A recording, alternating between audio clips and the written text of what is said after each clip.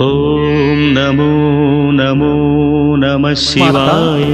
ఈ కింది ఫోటోలో ఉన్న వ్యక్తి ఎవరు? మంగళప్రదాయ గోతురంగతే నమః శివాయ. సంతోష్.